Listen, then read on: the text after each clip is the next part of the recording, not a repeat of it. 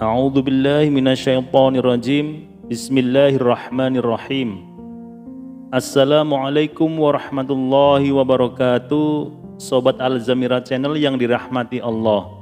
Semoga kita selalu dalam keadaan sehat walafiat. Amin ya rabbal alamin.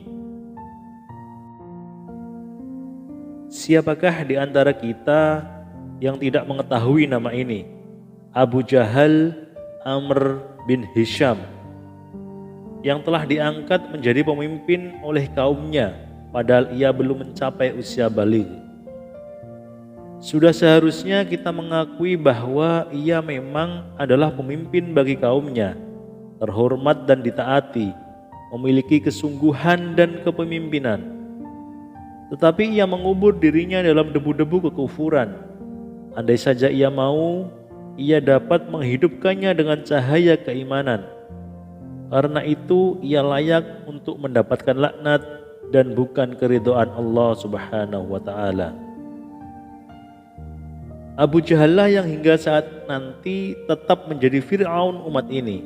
Ia hidup di Makkah sebagai musuh bagi Allah dan Rasulnya.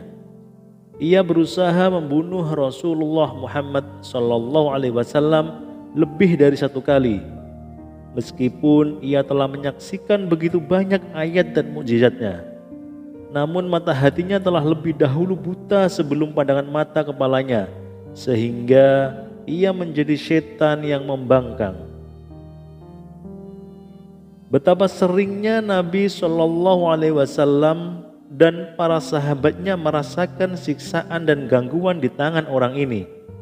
Namun Rasulullah SAW masih berharap ia masuk Islam suatu hari nanti, sehingga beliau berdoa, "Ya Allah, muliakanlah Islam dengan Amr bin Hisham atau Umar bin Al-Khattab." Maka Allah Subhanahu wa taala mengabulkan doa nabinya, dan orang terbaik dari keduanya adalah Umar bin Khattab. Sehingga ia pun masuk Islam. Sementara yang terburuk dari keduanya adalah Abu Jahal, sehingga ia terus larut dalam permusuhannya. Abu Jahal lah yang mempunyai usulan melancarkan perang di Badar untuk menghukum kaum muslimin. Setan telah menipunya bahwa ia akan mampu mengalahkan Nabi SAW dan para sahabatnya. Tapi ternyata ia malah terbunuh bersimpah darah. Sebelum ia tewas, ia masih sempat bertanya, "Milik siapakah kemenangan hari ini?" Lalu dijawab, "Milik Allah dan Rasulnya." Ia pun melaknat kaum muslimin hingga Rasulullah SAW berkata, "Sesungguhnya Fir'aun umat ini jauh lebih keras daripada Fir'aunnya Nabi Musa." Memang benar, Fir'aunnya Nabi Musa alaihissalam sempat menyatakan beriman sebelum kematiannya, meskipun Allah tidak menerimanya. Adapun Fir'aun Arab ini, ia mati dalam keadaan kafir sambil menghina Allah Subhanahu wa taala dan Rasulnya Shallallahu alaihi wasallam. Dalam lingkungan yang buruk dan dipenuhi kebencian pada Islam dan nabinya inilah Ikrimah tumbuh melihat ayahnya di Mekah tidak kenal lelah untuk memerangi kaum muslimin. Kemudian ia melihat kaumnya mengalami kekalahan di Badar. Ia kembali dari Badar tanpa ayah sebagaimana sebelumnya ketika ia berangkat. Ia telah meninggalkan ayahnya di sana dalam keadaan meregang nyawa, dilemparkan oleh kaum muslimin ke dalam lubang tanpa ampun, hingga kuburnya pun melaknatnya. Adapun di perang Uhud kondisinya sedikit berbeda. Quraisy keluar dengan semua kuda dan kesombongannya. Ikrimah berjalan di sisi kanan pasukan, persis sejajar dengan Khalid bin Walid yang menjadi komandan pasukan sebelah kanan.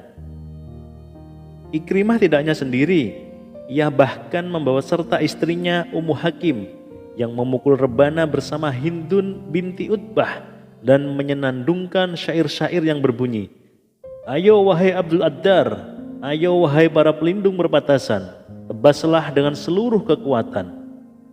Prajurit-prajurit itu pun semakin bersemangat.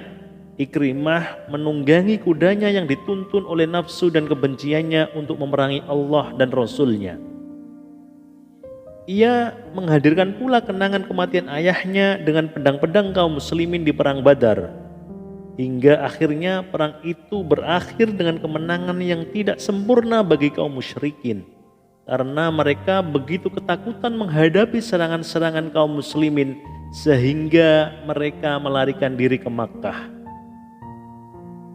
Adapun dalam perang Khandaq, yaitu peristiwa perang Ahzab, Ikrimah adalah satu di antara ribuan orang yang datang untuk mengepung kota Rasulullah Shallallahu Alaihi Wasallam. Namun mereka benar-benar terkejut ketika menemukan adanya sebuah parit besar yang belum pernah mereka saksikan sebelumnya. Mereka telah kalah seketika dan tidak tahu harus berbuat apa. Pengepungan itu berlangsung lama. Ikrimah sudah tidak tahan lagi. Ia pun keluar bersama Amr bin Wud untuk menantang kaum muslimin melakukan perang tanding. Maka keluarlah Ali bin Abi Thalib hingga ia berhasil menebas leher Amr bin Wud, lalu melemparkannya ke hadapan kaum musyrikin. Itu membuat hati Ikrimah dipenuhi ketakutan. Ia lari seperti seekor tikus yang ketakutan meninggalkan tombaknya dan barang-barang lain yang diambil oleh Ali sebagai hadiah untuk Rasulullah Shallallahu Alaihi Wasallam. Allah Subhanahu wa Ta'ala akhirnya memuliakan Islam dan kaum muslimin. Mereka berhasil menaklukkan Makkah. Namun itu tidak berarti tidak ada lagi kerikil-kerikil kecil. Ikrimah bersama Sofwan bin Umayyah bin Suhail bin Amr berdiri untuk memerangi kaum muslimin. Bersama mereka ada pula seorang pria dari Bani Bahr bernama Hamas bin Qais. Ketika istrinya melihatnya, ia berkata, "Wahai Hamas, apa yang engkau siapkan?" "Aku menyiapkannya untuk menyerang Muhammad dan para sahabatnya," jawabnya. Istrinya berkata, "Tidak, demi Allah, engkau tidak akan mampu menghadapi Muhammad dan sahabatnya." "Tidak, aku akan tetap memerangi mereka dan engkau akan mendapatkan budak dari mereka," ujarnya bersikeras. Ikrimah dan kawan-kawannya itu berkumpul di sebuah tempat bernama Handamah. Mereka bermaksud menyerang kaum muslimin. Namun Allah Subhanahu wa Ta'ala melempar mereka dengan pedangnya yang terhunus, Khalid bin Walid. Akhirnya mereka semua menjadi ciut dan mundur, termasuk Hamas. Ia masuk ke rumahnya dan menguncinya. Lalu ia menyenandungkan, "Sungguh, jika engkau menyaksikan peristiwa Handamah, saat Safwan lari, Ikrimah pun lari, dan engkau mendatangi kami dengan pedang-pedang terhunus, memutus setiap lengan dan tengkorak kepala." Ikrimah melarikan diri. Rasulullah Shallallahu Alaihi Wasallam pun telah memerintahkan untuk membunuhnya bersama 9 orang lainnya. Dan ketika Ikrimah mengetahui keputusan ini, ia pun memutuskan untuk lari ke Yaman. Di saat-saat inilah Ummu Hakim, istrinya, masuk Islam dan meminta jaminan keamanan dari Rasulullah Shallallahu Alaihi Wasallam untuk Ikrimah. Maka beliau mengatakan, "Ya, aman." Ummu Hakim pun keluar untuk meminta suaminya kembali ke Makkah. Bersamanya ikut seorang budak Romawi. Setelah mereka menempuh perjalanan jauh dan hanya tinggal berdua, budak ini melihat itu sebagai kesempatan untuk menggodanya. Namun ia berusaha mengulur-ngulurnya hingga ia tiba di tepi laut. Di sana ia menemukan bahwa takdir telah dimudahkan untuk Ikrimah. Saat itu Ikrimah mengatakan kepada seorang pelaut, "Bawalah aku ke Yaman dan aku akan memberimu apa saja yang kau mau." Tidak, hingga engkau menyatakan keikhlasanmu, ujar pelaut itu. Lalu apa bukti untuk keikhlasanku? Tanya Ikrimah. Engkau bersaksi bahwa tidak ada Tuhan yang berhak disembah selain Allah dan bahwa Muhammad adalah utusan Allah, jawab pelaut itu. Ini adalah Tuhannya Muhammad yang ia ajak kami untuk mengikutinya, ujar Ikrimah. Ikrimah pun menyadari bahwa tidak ada Tuhan yang patut untuk disembah selain Allah. Ia membalikkan punggungnya dan ia menemukan istrinya berkata, "Aku datang dari hadapan manusia terbaik, yang paling penyayang dan paling bijak.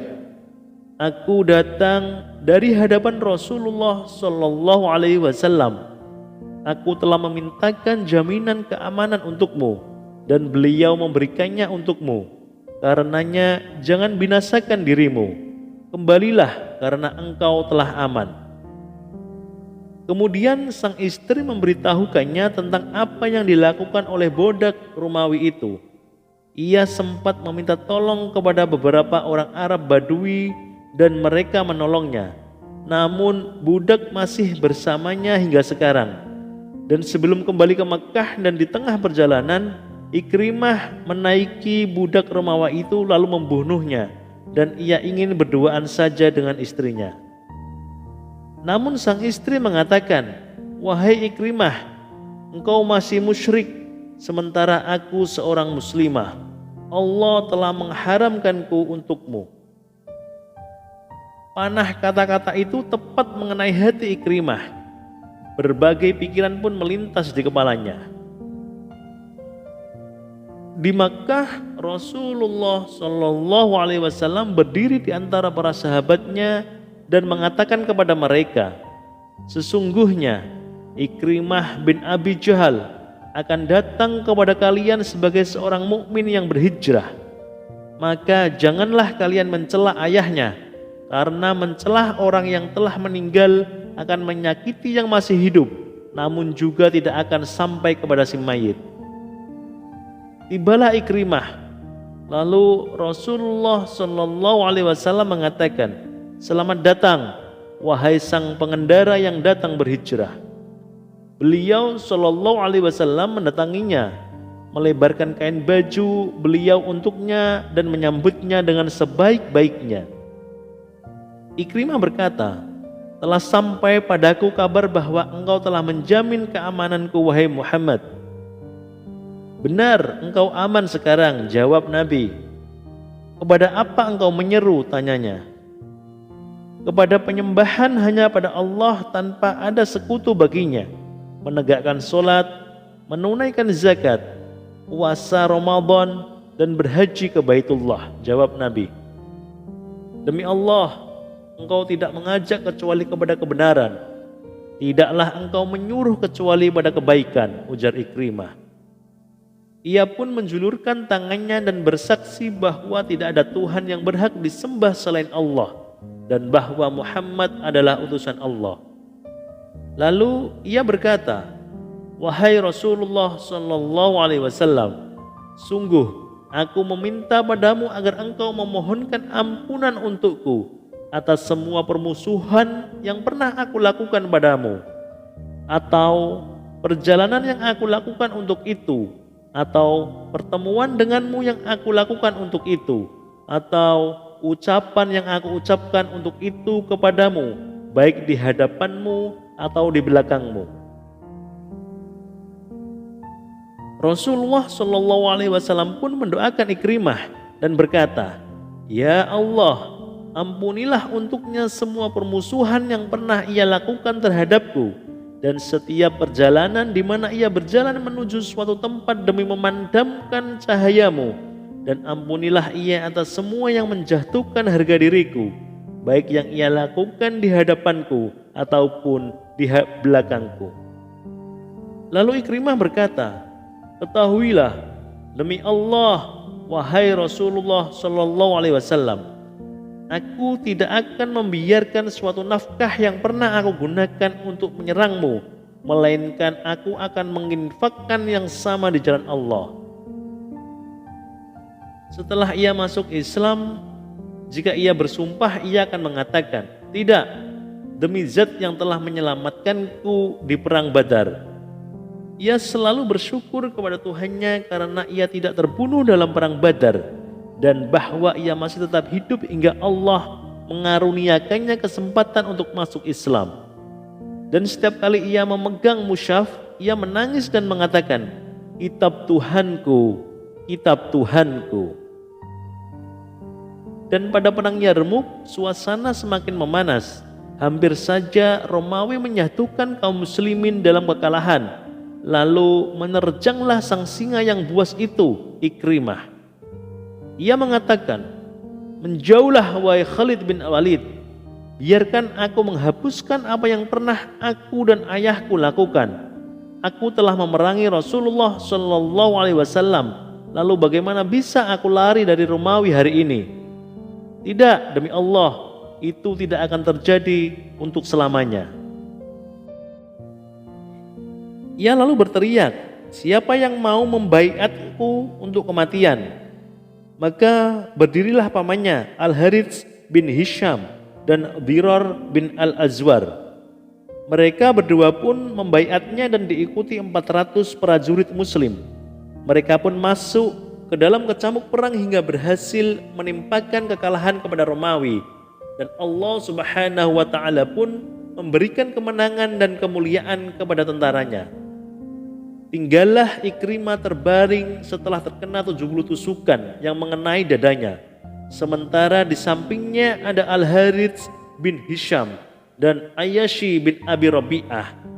Al-Harits meminta air untuk minum, namun ia melihat Ikrimah juga menderita kehausan. Maka ia pun berkata, "Berikan air ini kepada Ikrimah."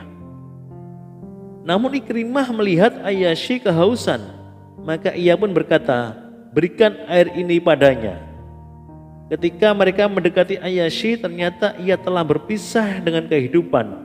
Mereka pun segera kembali kepada Ikrimah dan Al-Harits. Namun keduanya pun telah mendahului sahabatnya menuju surga untuk meminum air dari sungai-sungainya. Wallahu a'lam bishawab. Jadi itulah teman-teman kisah dari Ikrimah. Pelajaran yang dapat kita ambil adalah yang pertama, seseorang itu bergantung pada dirinya sendiri, bukan orang tua atau keluarganya. Ia bergantung pada iman dan ketakwaannya. Yang selanjutnya, tidak boleh mencela atau melaknat yang telah mati, karena perhitungan amal mereka telah kembali kepada Allah. Dan yang ketiga, pelajaran yang dapat diambil adalah bertaubat dari setiap dosa, karena Allah Subhanahu wa Ta'ala Maha Pengampun dan Maha Penyayang. Semoga kisah ini membawa manfaat, lebih kurangnya mohon dimaafkan. Sampai ketemu di kisah-kisah berikutnya. Wassalamualaikum warahmatullahi wabarakatuh.